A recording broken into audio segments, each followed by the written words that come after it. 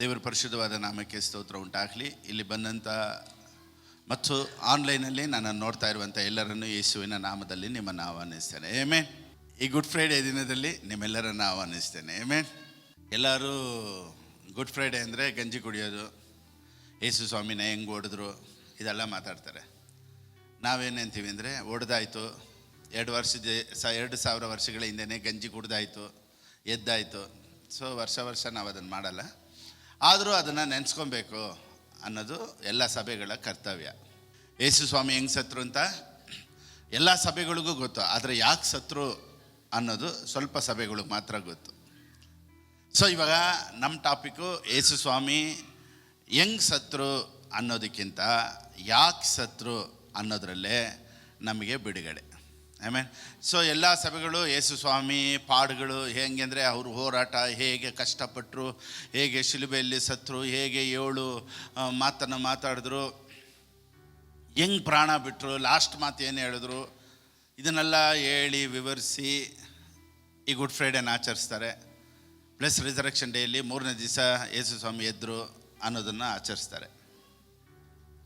ನೆನೆಸ್ಕೊಳ್ಳೋದು ಒಳ್ಳೆಯದು, ಆದರೆ ಹೌ ಅನ್ನೋದಕ್ಕಿಂತ ವೈ ಅನ್ನೋದೇ ನಮ್ಮ ಲೈಫಲ್ಲಿ ಬಿಡುಗಡೆ ಅಂತ ಇರೋದು. ಎಲ್ಲ ಮತಗಳಿಗಿಂತ ಕ್ರಿಶ್ಚಿಯಾನಿಟಿ ಸ್ವಲ್ಪ ಬೇರೆ. ಯಾಕೆಂದರೆ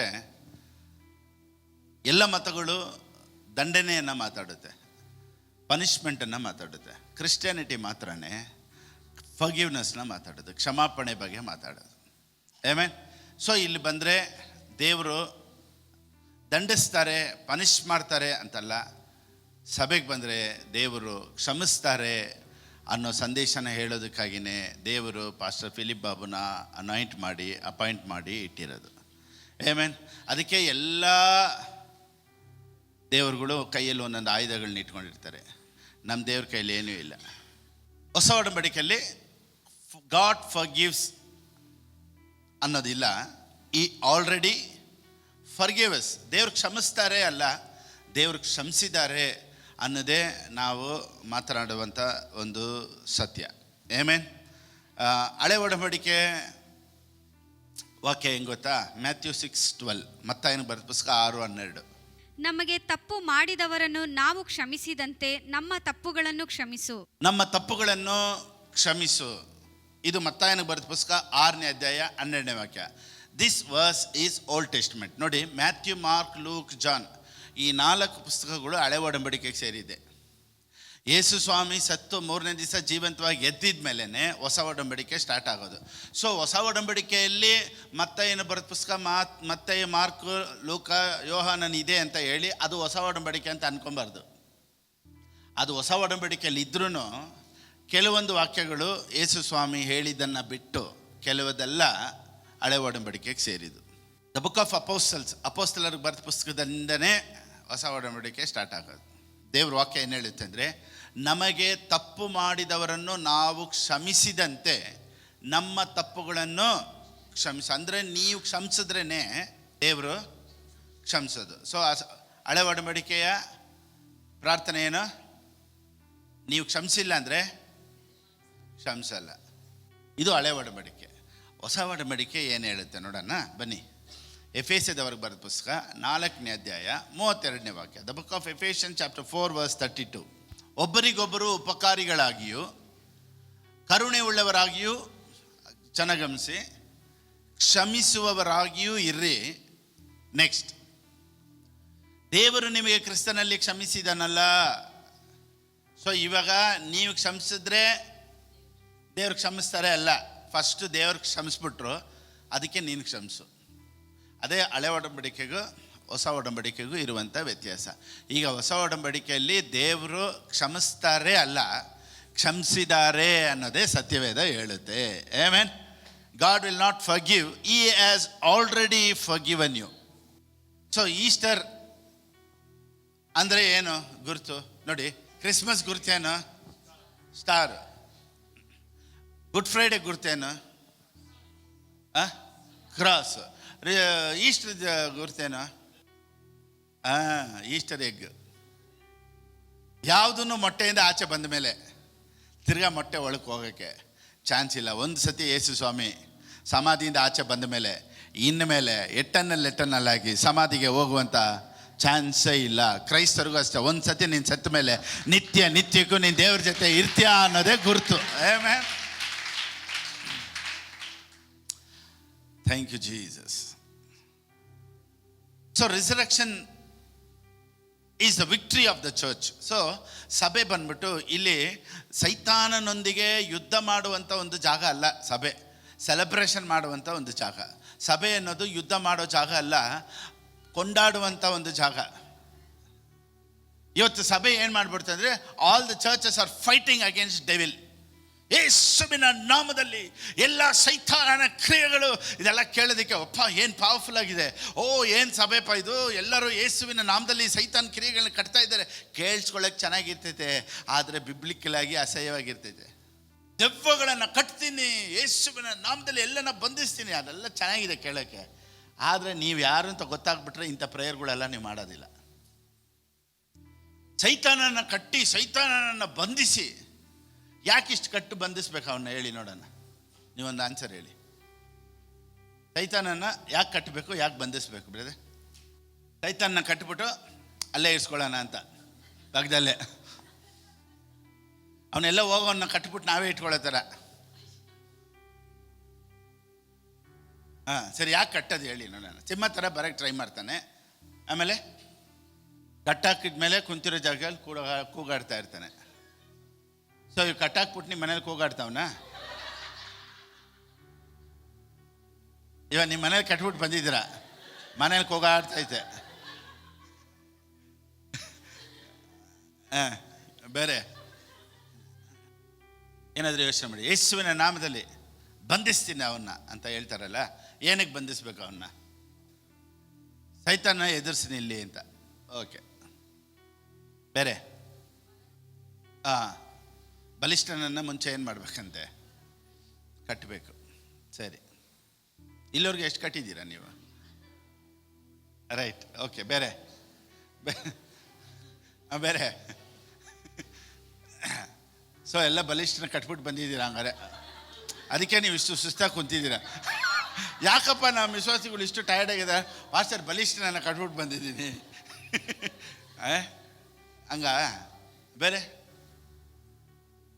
ಬೇರೆ ಏನಾದರೂ ಉತ್ತರ ನೋಡಿ. ನೀವು ಉತ್ತರಗಳು ಹೇಳಿದರೆ ಚೆನ್ನಾಗಿದೆ ಕೇಳಕ್ಕೆ, ಅದಕ್ಕೆ ಕೇಳಿಸ್ಕೊಳ್ಳೋದು. ಯಾಕೆ ಕಟ್ಟಬೇಕು ಹೇಳಿ ನೋಡೋಣ. ಇನ್ನೊಂದು ಉತ್ತರ. ಬ್ರದರ್ ಯಾವುದೋ ಹುಡುಕ್ತಾ ಇದ್ದಾರೆ, ಹೇಳಿ ಬ್ರದರ್. ಅಥಾರಿಟಿ ಕೊಡಲ್ಪಟ್ಟಿದೆ, ಕಟ್ಕೊಂಡು ಕೂತ್ಕೊಳ್ಳಿ ಅಂತ. ರೈಟ್, ಬೇರೆ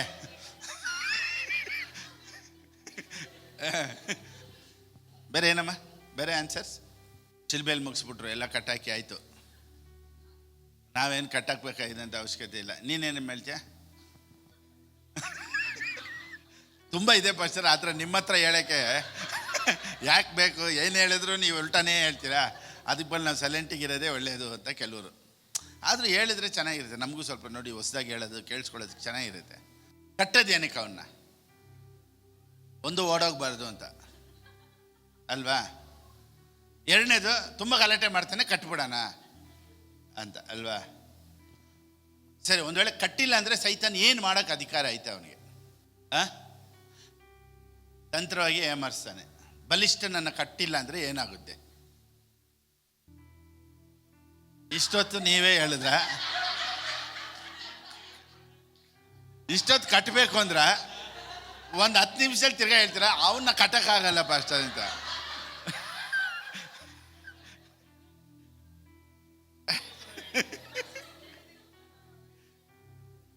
ಬೇರೆ ಕೇಳಿದಕ್ಕೆ ಉತ್ತರ ಮಾತ್ರ, ಯಾವುದು ರಿಯಾಕ್ಷನ್ ಇಲ್ಲ, ಆ್ಯಕ್ಷನ್ ಇಲ್ಲ ನಿಮ್ಮದು. ಸುಮ್ಮನೆ ಹಂಗಾರೆ ಕುಂತ್ಕೊಂಡು ಕತೆ ಬಿಡ್ತಾ ಇರೋದು.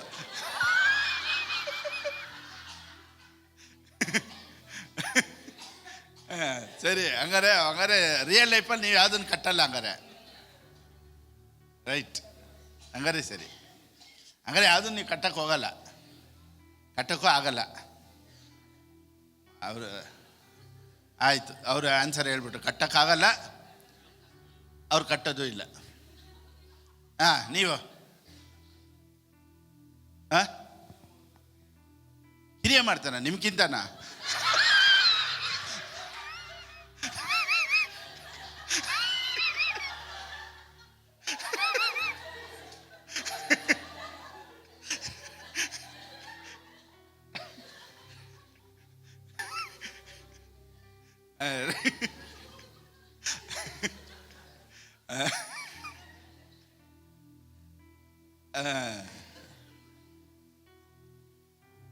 ಓಕೆ, ಇನ್ನೂ ಒಂದು ಆನ್ಸರ್ ಎದುರು ನೋಡ್ತಾ ಇದ್ದೀನಿ. ಯಾವುದಾದ್ರೂ ಇನ್ನೊಂದು ಸ್ವಲ್ಪ. ಅಮ್ಮ ಯಾವುದೋ ಒಂದು ವಾಕ್ಯ ಹೇಳಿದ್ನಲ್ಲ, ಸೈತಾನ ಏನೇನು ಮಾಡ್ತಾನೆ ಅಂತ. ಜಾನ್ 10:10, ಯೋಹಾನನ ಬರೆದ ಪುಸ್ತಕ 10:10. ಕಳ್ಳನು ಕದ್ದುಕೊಳ್ಳುವುದಕ್ಕೂ ಕೊಯ್ಯುವುದಕ್ಕೂ ಹಾಳು ಮಾಡುವುದಕ್ಕೂ ಬರುತ್ತಾನೆ ಹೊರತು ಮತ್ತಾವುದಕ್ಕೂ ಬರುವುದಿಲ್ಲ. ಏನೇನು ಮಾಡ್ತಾನಂತೆ ಅವನು? ಕಳ್ತನ ಮಾಡ್ತಾನೆ, ಕೊಯ್ಯೋದಕ್ಕೆ ಬರ್ತಾನೆ, ಹಾಳು ಮಾಡೋದಕ್ಕೆ ಬರ್ತಾನೆ. ಡಿಸ್ಟ್ರಾಯ್, ಇಂಗ್ಲೀಷಲ್ಲಿ ಹೇಳುತ್ತೆ ಡಿಸ್ಟ್ರಾಯ್ ಮಾಡ್ತಾನಂತೆ, ಅಂದರೆ ಎಲ್ಲ ನಾಶ ಮಾಡ್ತಾನಂತೆ.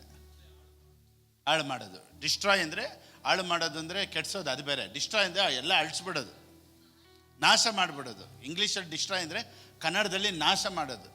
ಸೊ ಸೈತಾನನಿಗೆ ಕಳ್ಳನು ಕದ್ದುಕೊಳ್ಳೋದಕ್ಕೂ ನಾಶ ಮಾಡೋದಕ್ಕೂ ಬರ್ತಾನೆ. ಮತ್ತು ಅವನಿಗೆ ನಾಶ ಮಾಡೋಕ್ಕೆ ಅಧಿಕಾರ ಆಯ್ತಾ? ಸೊ ಅವನು ಕಳ್ತನ ಮಾಡೋದಕ್ಕೂ ನಾಶ ಮಾಡೋದಕ್ಕೂ ಆಗುತ್ತೆ ಅಂತ ಐತಲ್ಲ ಬೈಬಲಲ್ಲಿ. ಮಾಡೋಕ್ಕಾಗುತ್ತಾ ಅವನಿಗೆ? ಈ 10ನೇ ವಾಕ್ಯ, ಯೋಹಾನನ ಬರೆದ ಪುಸ್ತಕ 10ನೇ ಅಧ್ಯಾಯ 10ನೇ ವಾಕ್ಯ ಬಂದ್ಬಿಟ್ಟು ಇದು ಪರಿಸಾಯರ ಬಗ್ಗೆ, ರಾಂಗ್ ಡಾಕ್ಟ್ರಿನ್ ಬಗ್ಗೆ ಮಾತಾಡ್ತಾ ಇರೋದೇ ಹೊರತು ದೆವ್ವದ ಬಗ್ಗೆ ಮಾತಾಡ್ತಾನೆ ಇಲ್ಲ. ಇಷ್ಟು ವರ್ಷ ನಾವೇನು ಅಂದ್ಕೊಂಡ್ವಿ, ಅದು ಸೈತಾನನು ಅಂದ್ಕೊಂಡಿದ್ವಿ. ಕಳ್ಳನು ಕದ್ದುಕೊಳ್ಳುವುದಕ್ಕೂ ಹಾಳು ಮಾಡುವುದಕ್ಕೂ ಬರ್ತಾನೆ. That is not about devil at all. It's all about wrong doctrines. That is about Pharisees. ಪರಿಸಾಯರ ಬಗ್ಗೆ ದೇವ್ರು ಮಾತಾಡ್ಬೇಕಾದ್ರೆ ಹೇಳ್ತಾ ಇರೋದು ಅದನ್ನು. ಸೊ ನನಗೆ ಈ ರೆವಲ್ಯೂಷನ್ ಸಿಕ್ಕಿದಾಗ, ಮತ್ತು ಇಷ್ಟು ದಿವಸ ಎಲ್ಲರೂ ಸೈತಾನನ್ನು ಕದ್ದುಕೊಳ್ಳೋದಕ್ಕೂ ಹಾಳು ಮಾಡೋದು ಬರ್ತಾರೆ, ಮತ್ತು ಸೈತಾನನ ಬಗ್ಗೆನೇ ಅಲ್ಲಿ ಇಲ್ವಲ್ಲ ಅಂತ ನಾನು ಯೋಚನೆ ಮಾಡಿದ್ದೀನಿ. ಏನಪ್ಪ ಸೈತಾನನ ಬಗ್ಗೆನೇ ಇಲ್ವಲ್ಲ? That is not about devil at all. So ನಮ್ಮ ನಾಶ ಮಾಡೋದಕ್ಕೆ ಯಾವುದು ಆಗೋದು? ಪರಿಸರ ಅಂದರೆ ರಾಂಗ್ ಡಾಕ್ಟ್ರಿನ್. ನೋಡಿ, ತಪ್ಪಾದ ಉಪದೇಶಗಳು ನಮ್ಮನ್ನು ಸಾಯಿಸುತ್ತೆ, ಹಾಳು ಮಾಡುತ್ತೆ ಹೊರತು ಸೈತಾನನು ನಮ್ಮನ್ನು ಕೊಲ್ಲೋದಕ್ಕೆ ಅಧಿಕಾರ ಇಲ್ಲ. ಇವಾಗ ಇನ್ನೊಂದು ರೆವಲ್ಯೂಷನ್ ಹೇಳ್ತೀನಿ ನಾನು. ಸೈತಾನನಿಗೆ ಜನರನ್ನ ಕೊಲ್ಲೋ ಅಧಿಕಾರ ಇದ್ದಿದ್ರೆ ಫಸ್ಟ್ ಯಾರನ್ನ ಸಾಯಿಸ್ಬೇಕಾಗಿತ್ತು? ಆದಾಮನ ಅವಳನ್ನು. ಎಲ್ಲಿ ಸಾಯಿಸ್ಬೇಕಾಗಿತ್ತು? ಏದೇನು ತೋಟದಲ್ಲಿ ಸಾಯಿಸ್ಬೇಕಾಗಿತ್ತು. ಕರೆಕ್ಟಾ? ಯಾಕೆ ಸಾಯಿಸೋಕ್ಕಾಗಿಲ್ಲ? ಅವರು ದೇವ್ರ ಮೈ ಮೇಲಿದ್ರು ಫಸ್ಟು, ಅದಕ್ಕೆ ಅವ್ರನ್ನ ಮುಟ್ಟಕ್ಕಾಗಿಲ್ಲ. ಸೊ 2ನೇ ಚಾನ್ಸ್ ಯಾವಾಗ ಸಿಕ್ತು ಸೈತಾನನ ಮುಟ್ಟಕ್ಕೆ? ಆದಾಮನು ಅವಳು ಪಾಪ ಮಾಡಿದಾಗ. ಪಾಪ ಮಾಡಿದ ಮೇಲಾದರೂ ಮುಟ್ಟಕ್ಕೆ ಚಾನ್ಸ್ ಇತ್ತಾ? ಮಹಿಮೆ ಹೋಯ್ತಲ್ಲ, ಮುಟ್ಬೋದಾಯ್ತಲ್ಲ, ಮುಟ್ಟಲಿಲ್ಲ. ಸರಿ, ಓಕೆ. ಈಗ ತೋಟದಿಂದ ಆಚೆ ಬಂದ್ಬಿಟ್ರು. ಈಗ ತೋಟದಿಂದ ಆಚೆ ಆದರೂ ಇವನು ಸಾಯಿಸ್ಬೇಕಾಗಿತ್ತಲ್ಲ, ಸಾಯಿಸೋಕ್ಕಾಯ್ತಾ? ಸಾಯಿಸೋಕ್ಕಾಗಿಲ್ಲ. ತೋಟದೊಳಕ್ಕೂ ಸಾಯಿಸೋಕ್ಕಾಗಿಲ್ಲ, ತೋಟದಿಂದ ಆಚೆ ಬಂದರೂ ಸಾಯಿಸೋಕ್ಕಾಗಿಲ್ಲ. ಒಂದಿಬ್ಬರನ್ನ ಸಾಯಿಸೋಕ್ಕಾಗೋದಕ್ಕೆ ಅವನಿಗೆ ಒಂದಿಬ್ಬರನ್ನ ಸಾಯಿಸೋಕ್ಕೆ ಯೋಗ್ಯತೆ ಇಲ್ಲದೆ ಇರೋನ ಬಗ್ಗೆ ಯಾರನ್ನ ಸಾಯಿಸೋಕ್ಕಾಗಿಲ್ಲ? ಇಬ್ಬರನ್ನ ಸಾಯಿಸೋಕ್ಕಾಗಿಲ್ಲ. ಇಡೀ ದೇಶನೇ ಸಾಯಿಸ್ಬಿಡ್ತಾನೆ ಅವನು. ಲೋಕದಲ್ಲಿ ಜನರನ್ನ ಸಾಯಿಸ್ತಾನೆ ಅಂತಾರಲ್ಲ.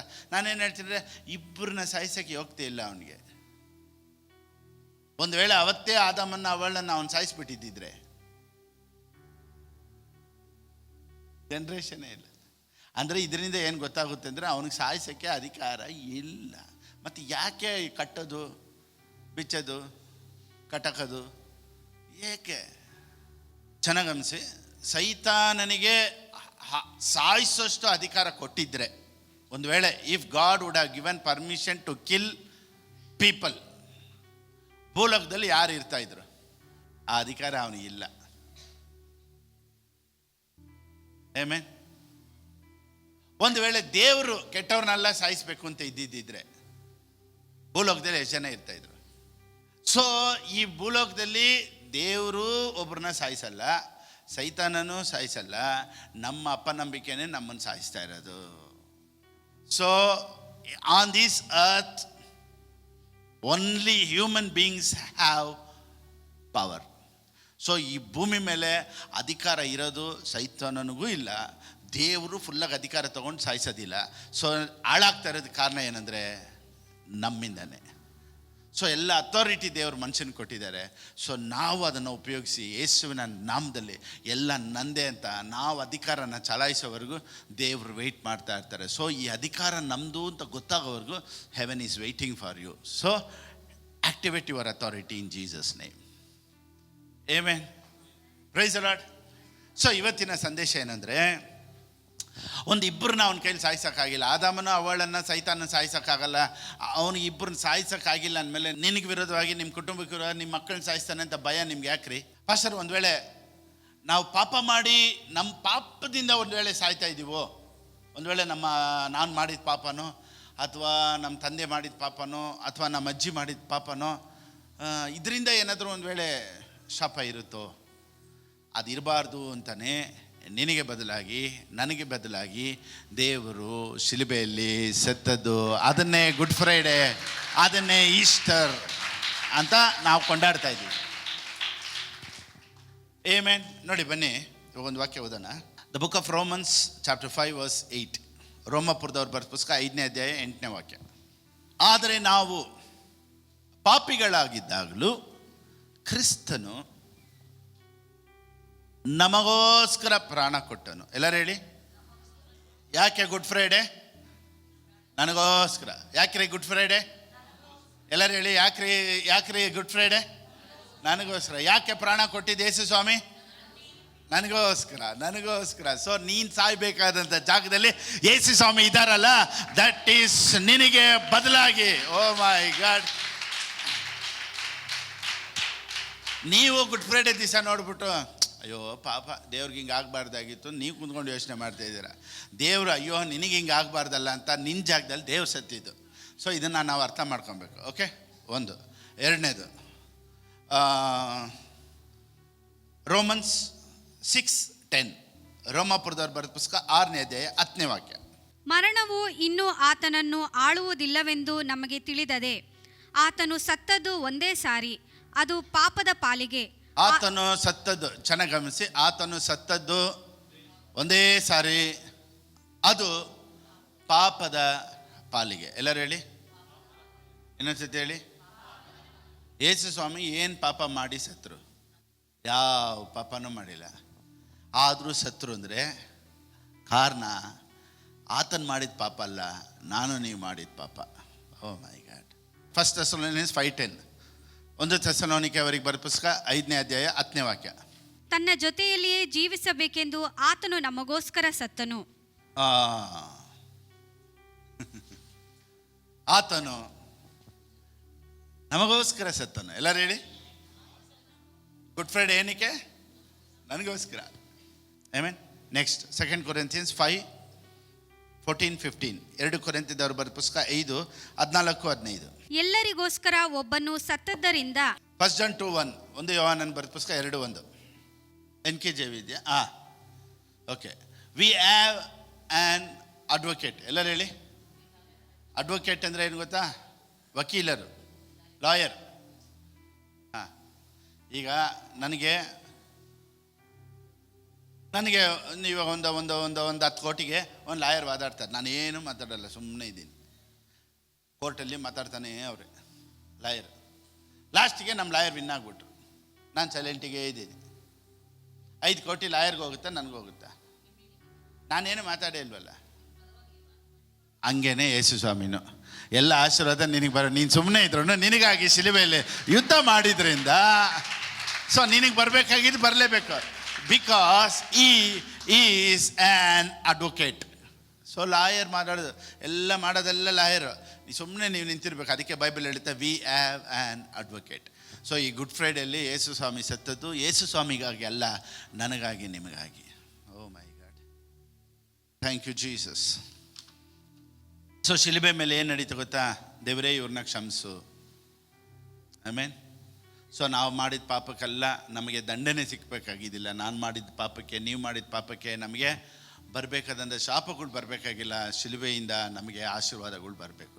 ಸೊ ನೀವು ಈ ಗುಡ್ ಫ್ರೈಡೇನ ಕೊಂಡಾಡ್ತಾ ಇದ್ದೀರಾ ಅಥವಾ ಈಸ್ಟರ್ನ ಕೊಂಡಾಡ್ತಾ ಇದ್ದೀರಾ ಅಂದರೆ ಅದು ಬಂದ್ಬಿಟ್ಟು ಯೇಸು ಸ್ವಾಮಿಯ ಜಯವಲ್ಲ, ಅದು ನಿಮ್ಮ ಜಯ. ನೋಡಿ, ಈ ಥರ ರೆವಲೇಷನ್ ಕೊಟ್ಟಿದ್ದಕ್ಕಾಗಿ ದೇವ್ರಿಗೆ ಸ್ತೋತ್ರ ಮಾಡ್ತೀನಿ. ನೋಡಿ, ಸೇವಕರನ್ನ ಜನರು ಒಂದೊಂದು ಕಾರ್ಯಕ್ಕಾಗಿ ಪ್ರೀತಿಸ್ತಾರೆ. ಕೆಲವೊಂದು ಜನರು ಸೇವಕರನ್ನ ಏನಕ್ಕೆ ಪ್ರೀತಿಸ್ತಾರೆ ಗೊತ್ತಾ? ಅವ್ರ ತ್ಯಾಗಕ್ಕಾಗಿ ಪ್ರೀತಿಸ್ತಾರಪ್ಪ. ಈ ಪಾಸ್ಟ್ರು ಏನು ತ್ಯಾಗ ಗೊತ್ತಾ? ಅಪ್ಪ, ಅವರು ಯಾವುದು ಹೋಟ್ಲಲ್ಲೇ ತಿನ್ನೋದಿಲ್ಲ, ಅವ್ರು ಒಳ್ಳೆ ಬಟ್ಟೆನೇ ಹಾಕೋದಿಲ್ಲ, ಅವ್ರು ಏನು ಆಡಂಬರವಾಗೇ ಇರೋದಿಲ್ಲ. ಅದಕ್ಕಾಗಿ ಒಂದು ಗುಂಪು ಪ್ರೀತಿ ಮಾಡುತ್ತೆ. ಆ ಪಾಸ್ಟ್ ಅಂದರೆ ಇಷ್ಟ. ನೋಡಿ, ಆ ಥರ ತ್ಯಾಗ ಏನಾದರೂ ನಾನು ತೋರಿಸಿ ಜನರು ನನ್ನನ್ನು ಪ್ರೀತಿ ಮಾಡಬೇಕು ಅಂದಿದ್ದೀರೆ, ನಾನು ಈ ಥರ ರಿಂಗ್ ಹಾಕ್ಬಿಟ್ರೆ ಹೊರಟೋಗ್ತಾರೆ. ದಿನ ಉಂಗುರ ಹಾಕ್ಬಿಟ್ಟು ಈ ಥರ ಕೋಟ್ ಹಾಕ್ಬಿಟ್ರೆ ಏನು ಮಾಡ್ತಾರೆ? ಏನು ಮುಂಚೆ ಎಲ್ಲ ಫಿಲಿಪ್ ಪಾಸ್ಟರ್ ತ್ಯಾಗವಾಗಿದ್ರು, ಈಗ ಉಂಗುರ ಎಲ್ಲ ಹಾಕೋರೆ. ಸೊ ಅವ್ರು ಪ್ರೀತಿ ಮಾಡ್ತಾ ಇದ್ದಿದ್ದು ಏನಕ್ಕೆ? ಏನು ನೋಡಿ ಪ್ರೀತಿ ಮಾಡ್ತಾಯಿದ್ರು? ತ್ಯಾಗ ನೋಡಿ. ಆಮೇಲೆ ಈಗ ಪರಿಶುದ್ಧತೆಗಾಗಿ ಕೆಲವರು ಪ್ರೀತಿ ಮಾಡ್ತಾರೆ. ಅಪ್ಪ ನಮ್ಮ ಪಾಸ್ಟು ತುಂಬ ಹೋಲಿ, ಅವ್ರು ನಗಾಡೋದೇ ಇಲ್ಲ, ಸೈಲೆಂಟಿಗೆ ಸೀರಿಯಸ್ ಆಗಿರ್ತಾರೆ. ಯಾಕಂದರೆ ಅಷ್ಟು ಪರಿಶುದ್ಧತೆ. ನಾವೇನೋ ಜೋರ ನಗಾಡ್ಬಿಟ್ರು ಅಥವಾ ಏನಾದರೂ ಒಂದು ಕಂಪ್ಲೇಂಟು, ಫಿಲಿಪ್ ಪಾಸ್ಟರ್ನ ಅಲ್ಲಿ ನೋಡಿದೆ, ಇಲ್ಲ ಯಾರೋ ಒಬ್ರು ಬೇಡದೇ ಇರೋದು ಏನಾದರೂ ಒಂದು ಕಂಪ್ಲೇಂಟ್, ಏನಾದರೂ ಅವ್ರು ಸರಿ ಇಲ್ವಂತೆ, ಇದು ಹಂಗಂತೆ ಹಿಂಗಂತೆ ಅಂತ ಯಾರಾದರೂ ವಿಷಯ ಕಿವಿಗೆ ಬಿಟ್ಬಿಟ್ರೆ ಏನು ಮಾಡಿಬಿಡ್ತಾರೆ?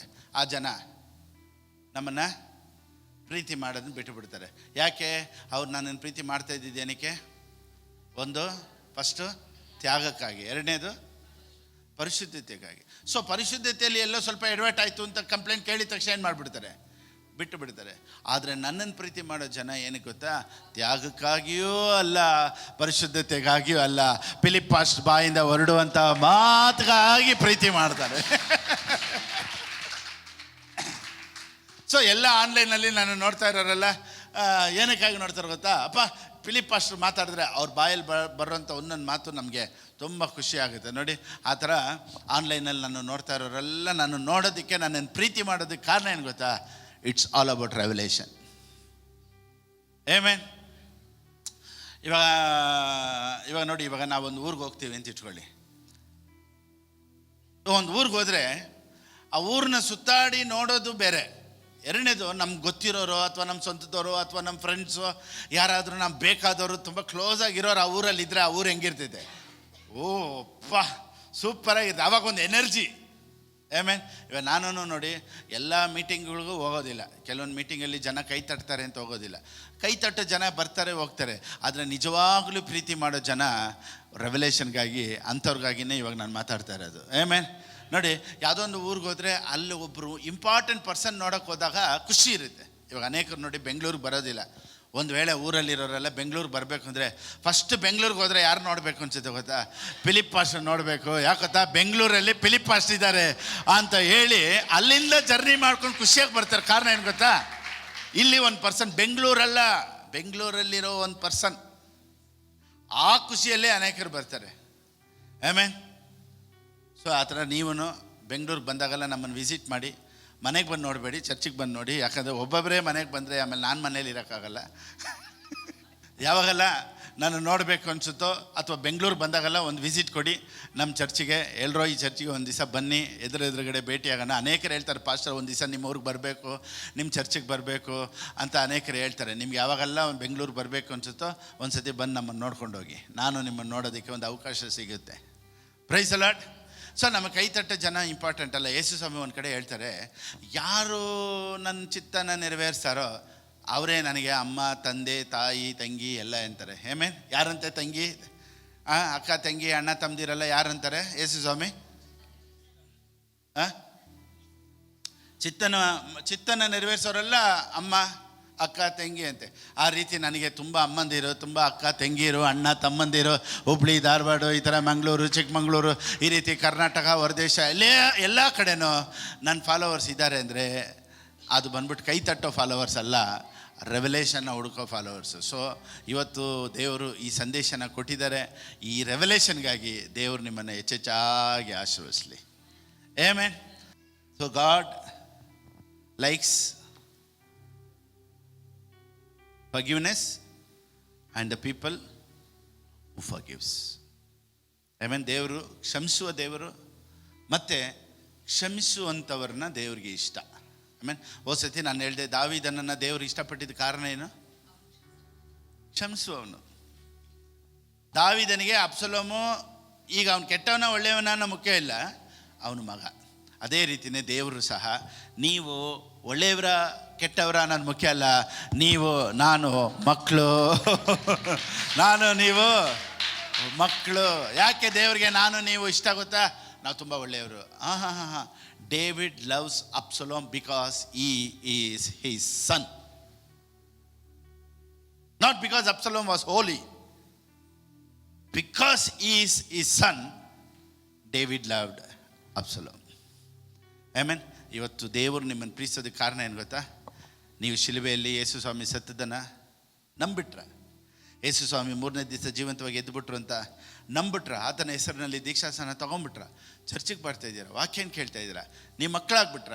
ಸೊ ಅದಕ್ಕಾಗಿಯೇ ದೇವ್ರಿಗೆ ನೀವು ಅಂದ್ರೇ ಇಷ್ಟ. ಆಮೆನ್. ನೋಡಿ, ದೇವ್ರು ಕ್ಷಮಿಸ್ತಾರೆ ಕ್ಷಮಿಸ್ತಾರೆ ಕ್ಷಮಿಸ್ತಾರೆ ಕ್ಷಮಿಸ್ತಾರೆ ಅಂತ ಹೇಳ್ತಾ ಇದ್ದಾಗಲೇ ನಿಮಗೆಲ್ಲನೂ ಬಂದ್ಬಿಡುತ್ತೆ.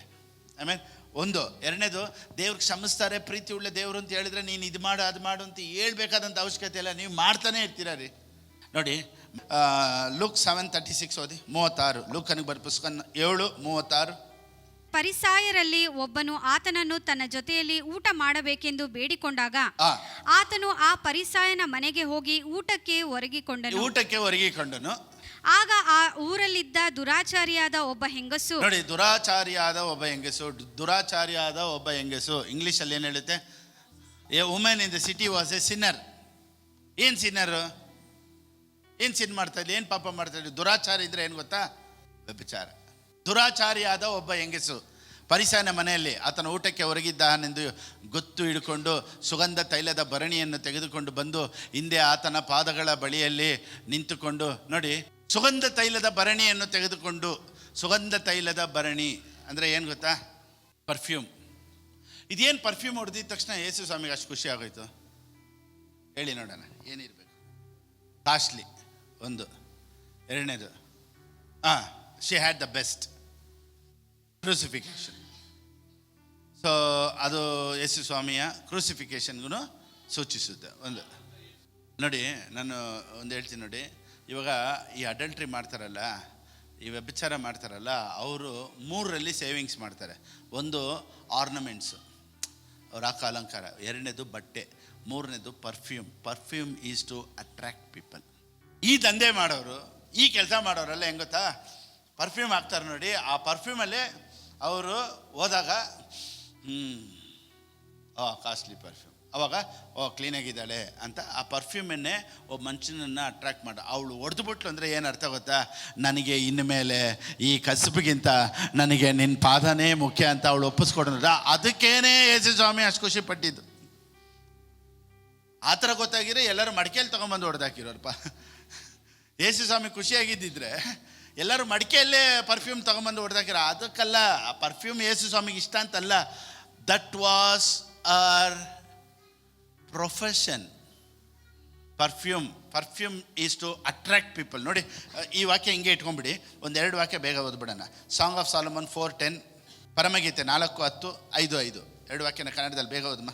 ಪ್ರಿಯಳೇ ವಧುವೆ, ನಿನ್ನ ಪ್ರೀತಿಯು ಎಷ್ಟೋ ರಮ್ಯ, ನಿನ್ನ ಪ್ರೇಮವು ದ್ರಾಕ್ಷರಸಕ್ಕಿಂತ ಎಷ್ಟೋ ಮೇಲು, ನಿನ್ನ ತೈಲದ ಪರಿಮಳವು ಸಕಲ ಸುಗಂಧ ದ್ರವ್ಯಗಳಿಗಿಂತ.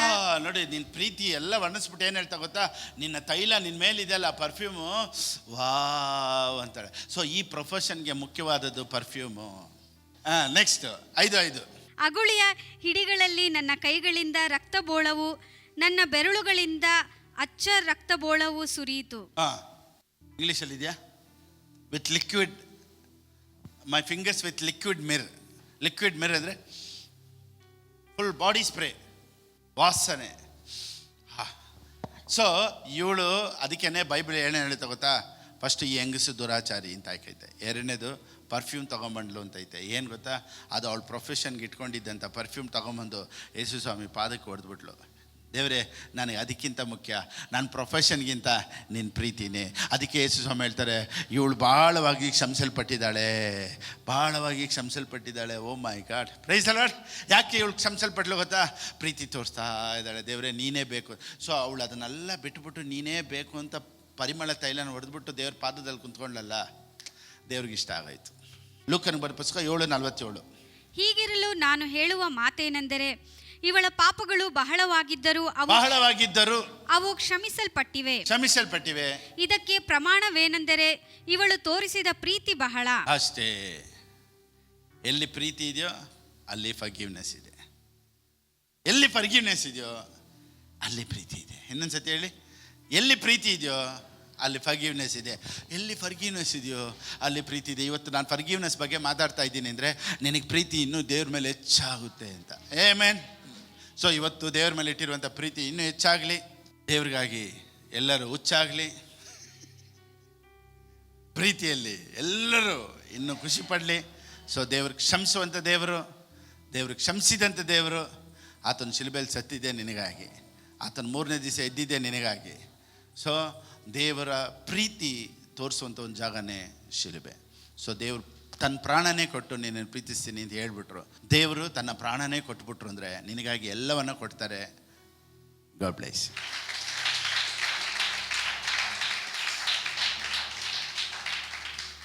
ಆನ್ಲೈನಲ್ಲಿ ನೋಡ್ತಾ ಇರೋರು ದೇವರ ರಾಜ್ಯಕ್ಕಾಗಿ ಕೊಡಬೇಕು ಅನ್ನೋರು ಯಾವ ರೀತಿ ಕೊಡಬೇಕು ಅನ್ನೋದು ಸ್ಕ್ರೀನಲ್ಲಿದೆ. ಆ ರೀತಿ ನೀವು ಕೊಡ್ಬೋದು. ದೇವರು ನಿಮ್ಮನ್ನು ಆಶೀರ್ವದಿಸಲಿ. ಆಮೆನ್. Praise the Lord. ನಾವೆಲ್ಲರೂ ಹಾಗೆ ಎದ್ದು ನಿಂತ್ಕೊಳ್ಳೋಣ.